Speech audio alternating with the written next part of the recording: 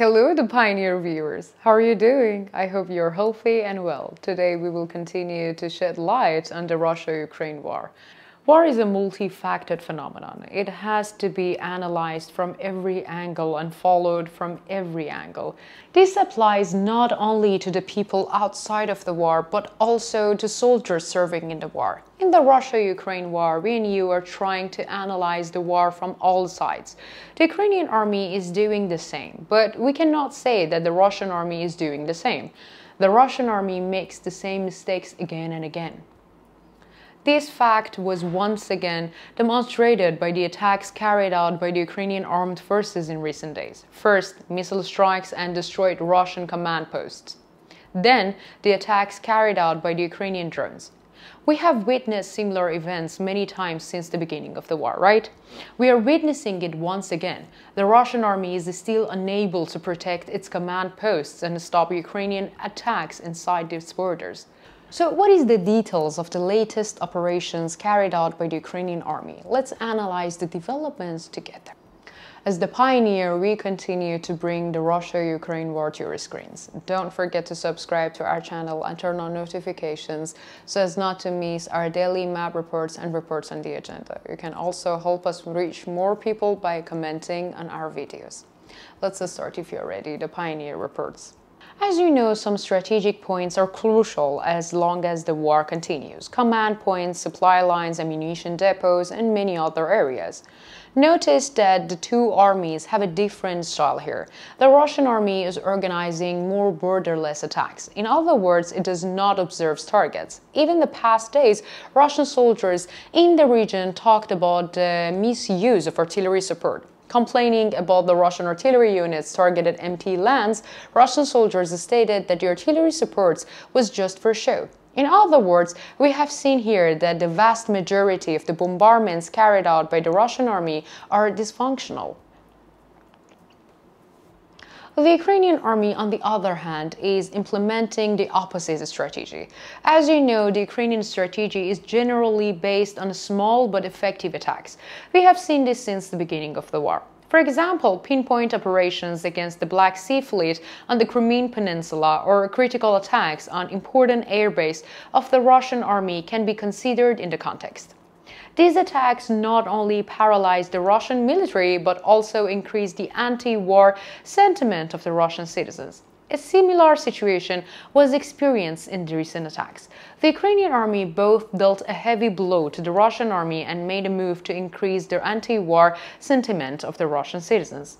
The first statements regarding the operations in question came from the Ukrainian General Staff. Making the said statements on social media, the Ukrainian General Staff stated that the Ukrainian army has entered into hot clashes with the Russian soldiers at 73 points in the past days. The statement used in the statement as follows. Within the scope of the operation to liberate Ukraine, the Air Force of the Defense Forces carried out the attacks on the areas where Russian personnel, weapons and military equipments are concentrated, and 2 attacks on the enemy's anti-aircraft missile systems. The missile units hit 3 command posts, 2 ammunition depots, and the focal areas of enemy's personnel, weapons and military equipment. It also repulsed their attacks on the Kupiansk and Lyman fronts and repulsed attacks near the town of Bakhmut. Russian forces trying to advance on the Zaporizhia front line were also successfully repulsed by our defenders. These are the statements of the Ukrainian General Staff. According to local sources, most of the attacks of the Ukrainian armed forces on the Russian command posts and the Russian ammunition depots took place on the Kherson front line. And what do the Russian sources say about this? You guessed it right. Russian sources are playing the card of silence about these attacks and their impact. However, according to the reports of local sources, the Russian losses, both in the command centers and in the ammunition depots, are considerable. We understand the accuracy of the claims of local sources by the silence of the Russian sources. As we have often mentioned in our map reports, the Kherson front line is very busy. Here, Ukrainian troops are trying to further expand their dominance. Of course, for this, the Russian defense lines need to be weakened as much as possible. In this weakening, the points of the two armies outside the conflict areas that will reinforce the Russian forces must be destroyed. As I mentioned before, the Ukrainian army is playing this game very carefully. The veins that feed the Russian army are first destroyed. In this way, the resistance of the Russian army is tried to be broken. As you will remember, in recent days, the Russian army had already suffered heavy losses due to the storm around the Kherson front line. With these attacks, we can say that the defense capacity of the Russian army has decreased a little more.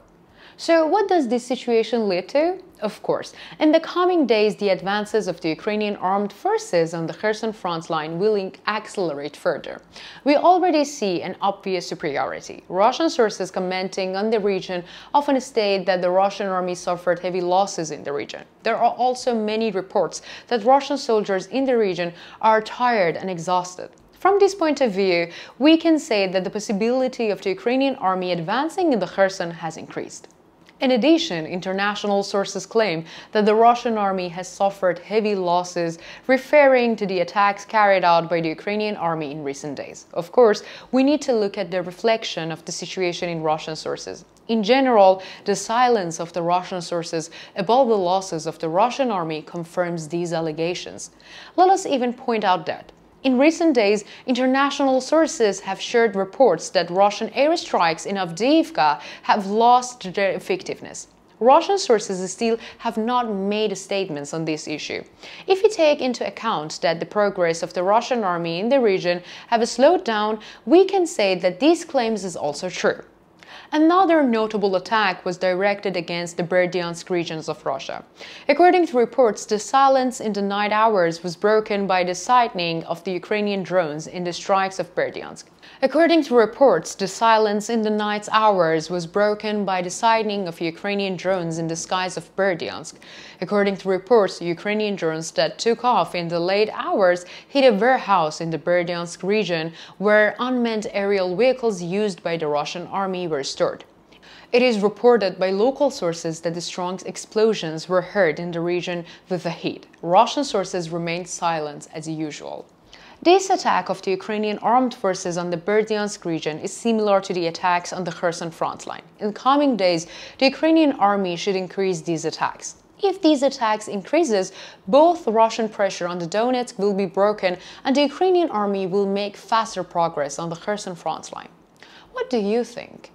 How do you think the strategic offensives of the Ukrainian army will affect the Russian army? Do you expect more Ukrainian gains on the Kherson front line?